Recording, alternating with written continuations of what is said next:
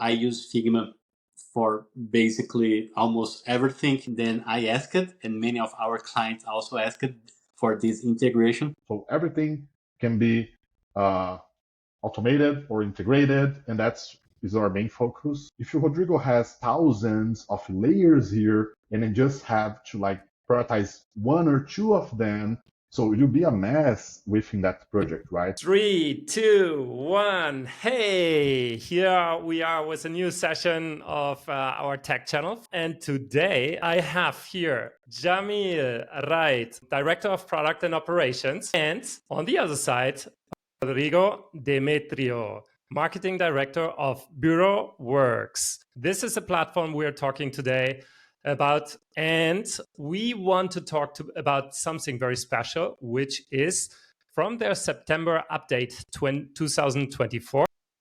This is the Bureau Works and Figma integration. So first of all, guys, welcome on board and bienvenidos here on the show. Thank you. Yeah, so it's a pleasure to be here. It's always good to talk about these improvements we have to the platform, how we can streamline the process, automate the process as much as we can, and leave it to the human, as I always say, the magic where the human can make the difference. Wonderful. Rodrigo, you as a marketing manager, you are working with Figma like many other marketing directors. So my first question is for you. Why is Figma important for designers? Yes. Hello, everyone. It's a pleasure to be here. Thank you, Ian, for having us. So Figma started as a small, startup, and today Adobe has bought Figma, and all creatives basically they've been using Figma a lot. I will share a little bit how I use Figma in our marketing department. Basically, I use Figma for UX when we need to create new pages in our platform or when I have to redesign our website. So I use Figma for basically almost everything, to create web pages, to create new animations when we have to animate our platform, showing how the users operate in our platform. I use also Figma. So Figma, it's pretty consistent in all marketing stages. How does the localization process comes in here? And why you decided at Bureau Works that you need this integrator to Figma? Yes. Basically, when we think about Figma, it's pretty much like the same paradigm that we were operating with Photoshop. So we have one environment where we are creating art, design, layout. And when we think about we have to localize a page, we used to think, we have to send first to someone will give it back, and we will adapt and put it all the translation versions in our design. So with our integration today, basically we can automatically create a new layout and automatically creates a new page with all the translation already inserted in our layout. So there is much less effort in terms of sending documents, having the documents back, and copying and pasting all the translations. Yeah, it's much easier. So it's much more connected because I don't need to worry about copying it and pasting exactly every segment. Then I asked, and many of our clients also asked for this integration. So today I can launch every new page and every new document or design much faster. Exactly. And I think the context as well is one of the parts that makes this integration so super powerful also for translators to get the context of what they are translating, because Figma will send the images or the mock-ups to the translation interface, and then we, as translators, we can see what we are translating in context. And therefore, we are happy to have Jamil on board, because he, as a director of product, coordinates the whole process, and he will show us now how this works, right? Yeah, for sure. So, and I do agree with everything that Rodrigo said. Those are key factors when it comes to like why you would develop. But there are two other things that I think wanted to point out. That time to market, every day and every week we want to improve that. So how much time are we taking to get to point A to point B. So when by point B I say demarked, so having this live, right? And the other thing is cost. So when we talk about cost in localization, it's not just the cost when it comes from translating the content, translator, reviewer, but also how much effort your project managers are putting on that. Some people said like copy and paste content, that's time, that's cost as well, right? So that's cost involved on that piece. So those are again other factors that also come into play when we decided that having this integration could be really powerful for people that were translating content. All right. Excellent. So let's dive into it. Definitely. We will do some screen sharing now because newsletters and all this stuff is all great, but I love to have powerful people here in front of me and who shows how it works. So yes, exactly, the action. Take us away, Jamil. Sure. Let me just open here my screen and start sharing it. All right. So that's VideoWorks. So that's our platform. So basically, we automate processes, we optimize the full workflow for localization when it comes to creating projects, to payables, to receivables, to quality, so everything can be automated or integrated, and that's is our main focus when it comes to like localization. So this is how we see that we can make this process easier and more efficient. Now, when it comes to Figma specifically, so we have quite a few connectors here or in plugins. So we have these integrations. So those are some of them. We also have others, but this is Figma. First, let me switch real quick to the Figma's platform so you can see that before I start configuring all that. So I have Figma here open on my screen. So I'm not a designer like Rodrigo and other people in the marketing, but I just created here a template so I could show you how this would work. So let me just open so you can understand, like as Rodrigo was explaining, if you're not familiar with Figma, it is really powerful. You can create, so again, I did not do that because that's not my area, but this was, I take this template here so you can see how powerful it can be, and you have other templates that you can use to create this pages for you and then make edits to it. You can change the text and change colors and everything, images. So this whole thing here that you're seeing on the screen, so there are 11 layers. In Figma, we call these layers for people that are more used to maybe Photoshop or to even a PDF file. So you have pages, right? In Figma, page is called this. Now, what we do here, the first step is, of course, create your own page or your own design. So there's no special preparation for it. The only thing that I think that's important when you are preparing the page is, okay, so what's the time to market? So you have like a big page with, I don't know, 100 layers. So, but you need to deliver that maybe in 2 days. So when it comes to thinking about localization, you have to think about ahead of time.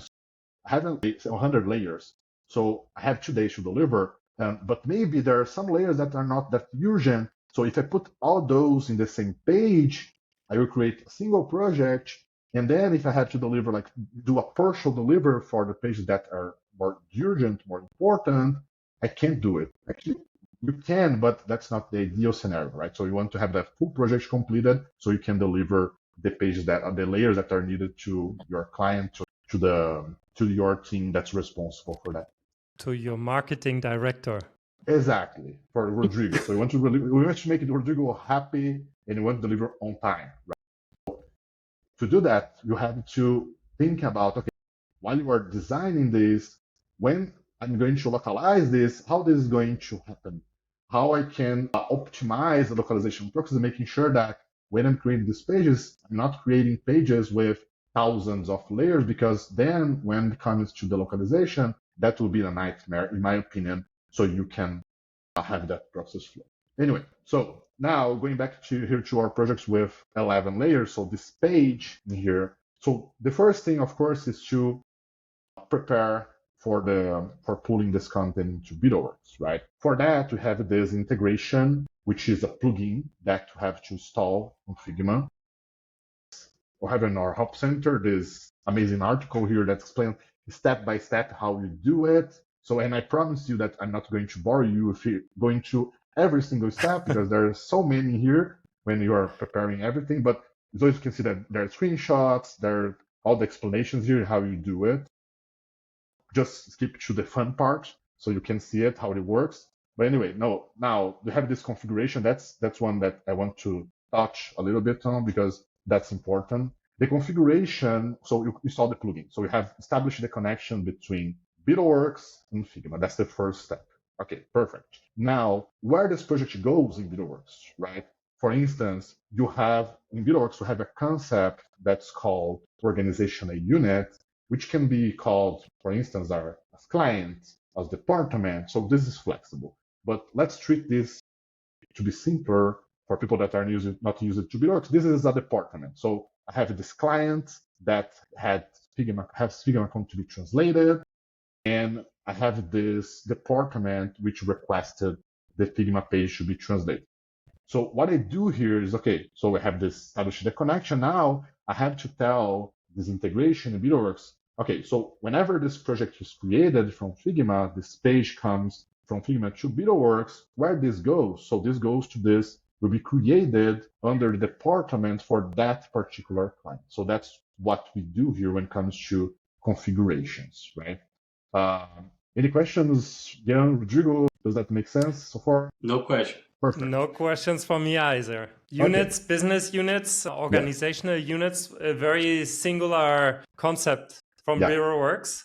Let's continue. Sure. All right. So that's the first step. You establish where the content goes in BuildWorks. Now, then you create this configuration. There's some target languages here that are being pulled. So I'm not going to dig too deep into that because then we're going to touch on another concept. But basically, on the org can also be treated as templates. So in the template, which is the org unit, I can establish, okay, so this template, this org unit you have as default, and I can always override that when I'm creating a project, source and target language, just to make it simple for you. Now, when it comes to Figma, so I'm establishing that those are the standard languages for this configuration. So whenever I go to Figma to create a project, those are languages that are going to be offered to me on the screen. I will show you in a second. And then again, of course, you can override, you can add languages, you can remove languages, but it's just to establish something, to propose something to you based on what you defined previously. All right, so configuration is done. You establish that this goes to client A, and now we want to create this project, right? So now we go back to your page on Figma. So again, I have this one. You could have multiple pages. Now from this page, and again, assuming that you previously installed the plugin already on Figma, so you click on this left-hand side here, you have the plugins on Figma. So I have the BuildWorks plugin here already installed and configured. Let me click on it. There we go. So I have to enter my API ID and key. So this happens every time that I log out and I log in into Figma, right? So you don't do that every single time. So for instance, if I'm still logged in to Figma and I'm going to create another project with 20 minutes, 1 hour, I don't need to do that again. Also, in our help center is also explaining how you get, of course, this API ID and key. This is coming from your profile in BuildWorks. There we go. All right. I have in here for you, let me just put my API ID and key. So there's one. So these are unique keys generated in the interface from BuildWorks, right? Exactly. So you go to your user, you generate that. By the way, I don't recommend in any way that to share this with anyone because that will allow them to access your information, your profile. So that's why it's a secret key in there. So just keeping that in mind. Perfect. Now, again, I have this configuration. So this configuration was the one that I created in BuildWorks, right, previously. So I will select it. As I mentioned, so it is already prompted to me, okay, so you want to translate from English into French, France, German, Portuguese, and Spanish. So Yes, okay, I can keep that. No, I don't want Spanish Mexico this time because I don't need to. Okay, I can remove it. I will select, okay, so stakeholder, who requests this? So this was this client requester. So this person requested, this is the stakeholder. Workflow step. To keep it simple for the session, so you can show you the full cycle, I will keep it just translation, but as you can see, there are several workflow steps from count review to regional approval to web QA and DTP and everything. So you can switch to your use case. All right, keeping just translation.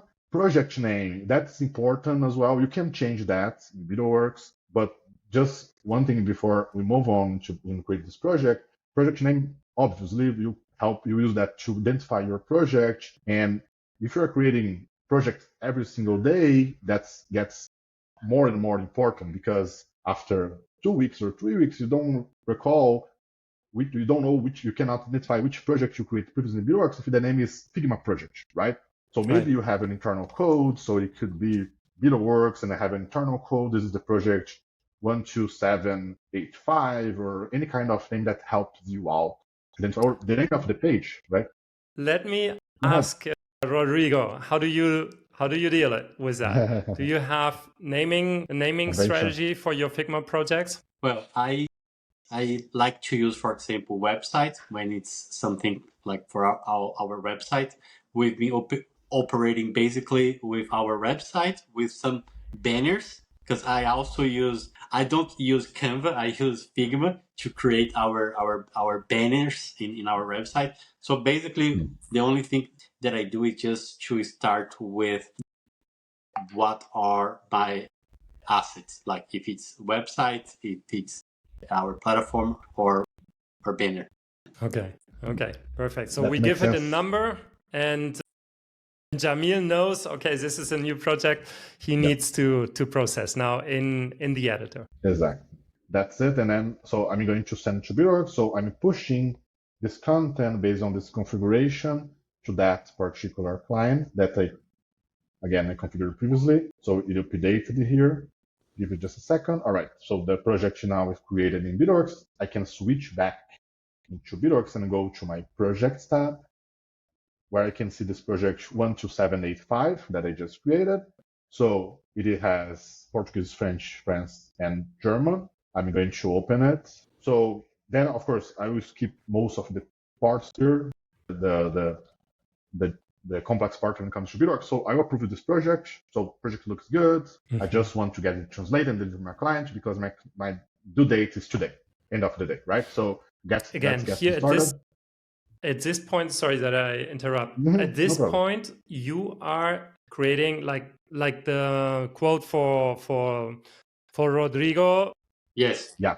To understand the cost and all this stuff. Yes. Which is directly in the interface. You create the project and then you understand what's the pricing because you have the underlying information you put into the system behind every translator or any vendor or any language you are dealing with. Okay. Yeah, exactly. One other thing is important that you can be Rodrigo doing that from Figma and pushing the content to VideoWorks. So you can have like a project manager on my team if I'm an LSP doing that. So that's flexible. And then also if I'm the one, Rodrigo is the one creating the project, Rodrigo can have the cost calculated automatically. So Rodrigo can say, okay, so this makes sense, let me approve it. Or if I'm creating from, let's say, an LSP, I will say, Rodrigo, your code's ready, here's your link. Rodrigo is going there, review it, and then approve it or not. And Rodrigo approves it. Yes. Hopefully, Rodrigo approve it. Approve it. All right, thank you, Rodrigo. So, by the way, I'm just activating the MET for this project. I don't need to do that every time. I can configure that to be standard, but often we don't use that often for these projects. Now, why I did that right before approving the project is because when I approve the project, our automation we will run is going to pre-translate this content. That's why I did that right before approving it. Now, if I open like this file here, the first one, the JSON file, you're going to have everything translated. Oh, in this case, everything was already in my translation memory. As you can see, everything is locked and is grayed out and confirmed, right? So it is coming from the translation memory. So this one is completed. I'm going to deliver the task. This is good to go. I don't need to send this to any translators. Let me open the next one. You see it. All right, so this one is all in ET, right? So I have probably to go in there and place this task to a translator or reviewer. So you can go through this workflow. For the sake of this session, I will just confirm this. This is just a test. Delivering it. It's checking for tags mismatch in the file. And in the meantime, let me open the last one here. So this was delivered. Okay, so this is the same as the other one is 100% completed. I can just deliver as well. I love to see how it works, how professionals, I mean, how you guys click through the interface and how you approve everything. This is wonderful. Thanks a lot for demoing everything here in front of us. Thank you. Yeah, you get used to it, you get faster and faster. So, and just one thing, of course, I mentioned that, but I did have just one workflow, right? If I did that for translation, if I had the review workflow step, the content that was delivered in translation is going to flow automatically into review and then in review and so on, right? Project is ready, right? Now I can go to my Figma project here. I can click on Fetch Translations. It is going to, if you look at the left-hand side, give a second, Portuguese Brazil is here, French is here, German is here. There we go. Now I can close this. Let me open, maybe, I don't know, I don't speak German.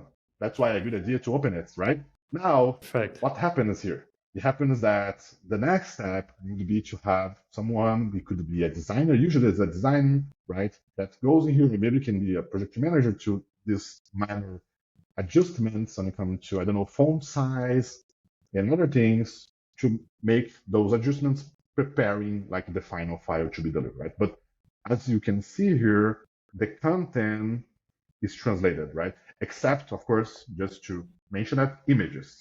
Since the images are not editable, they are not translated, that they can be translated, but that would be a separate workflow, right? So if you have the editable files that allows the translations, the cat tool to translate it, they can be translated, they have to be recreated and then replace these images, right? But these non-editable images don't go through this translation process in the plugin. Right. So everything translated. So there we go. Then next steps, have someone going through this content, make adjustments. Then once everything is done, that can of course be published, be delivered to Rodrigo, and which you will hopefully be happy with it. Or Rodrigo will push back and say, okay, but there are this and this and that have to be adjusted. And then you go back to BetaWorks, open the file, make the adjustments needed. So in this case, probably the translator or reviewer. And then you go to Figma again, run the plugin one more time and pull the content again. So you can get the most updated version to redeliver to Rodrigo. Wonderful. Jamil, what is the best practice? What are some best practice recommendation for BetaWorks users and for Figma marketeers like Rodrigo? Perfect. Yeah. So I think that it's one thing that's important when it comes to like translating any kind of content, but especially this design content is to communicate. So for instance, Rodrigo and maybe don't know that these images are not going to get translated. So if I'm an LSP, I have to prompt communicate to Rodrigo, or ask Rodrigo, do you want that translated or not? So if you do want that, I need the editable files for that. So that's one thing, and just an example, communication is key from the very beginning. Now, the other thing is when Rodrigo is preparing the page, Rodrigo is thinking about marketing and how this will be presented, but maybe Rodrigo will have someone else, hopefully, or maybe Rodrigo has the experience with that, how I will handle that when it comes to localizing this content. Going back to my initial point, if Rodrigo has thousands of layers here and then just have to like prioritize one or two of them, so you'll be a mess within that project, right? So I've got thousands layers and 2 of them are translated. The rest is still untranslated. It's really, really hard to manage that. So planning ahead of time, the localization process, which can be or not very different from the pure design strategy, is important. So, and they can work together, of course. Use BetaWorks. Automate the process as much as you can. Think about, okay, so how this is going to impact the clients, right? When they see this page and I'm going to change this image and do this and do that. That is my recommendation. Rodrigo, do you want to add something from your experience with a workflow? Well, what I like most in our integration is because as a marketer, I'm just seeing in all this process, I'm just seeing that a small screen that Jamil shared that when I needed to send and create the project. So I don't see at all the bureau work settings as a marketer.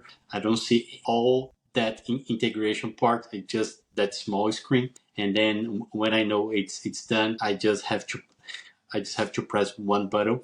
In terms of workflow, I would say, like what Jamil said, as simple as possible to keep the Figma file, in number of layers, in number of items. I would say that it's super important. In terms of design, as soon as you start translating a web page, you're gonna realize that you have to be more, work with more blank spaces in order to give it to your end product more options to not create so short and small pieces of designs, because that will create more adjustments in the end when you open with more open spaces, and also it's good for design. I'd say I work with this open space is good, so that it's my hint in terms of design. Don't be afraid to use blank space, and that will also help in your localization process. Excellent. Yeah. So as a conclusion, it's quite easy to set it up. You have everything on your website, on the support center for everybody who wants to try the integration, who's working with Bureau Works already and has somebody so nice like Rodrigo in marketing. You can just try it out. We will put a link in the show notes to the Figma integrations. If you like this video, follow us, give it a comment, give it a like, and subscribe to the channel. It was a great pleasure to have you guys today here on the show, and thanks so much for presenting Bureau Works Figma integration. It was super interesting. Thanks so much. Thank you, everybody. It was a pleasure. Thank you, everybody, and take care. Bye-bye. Thanks a lot.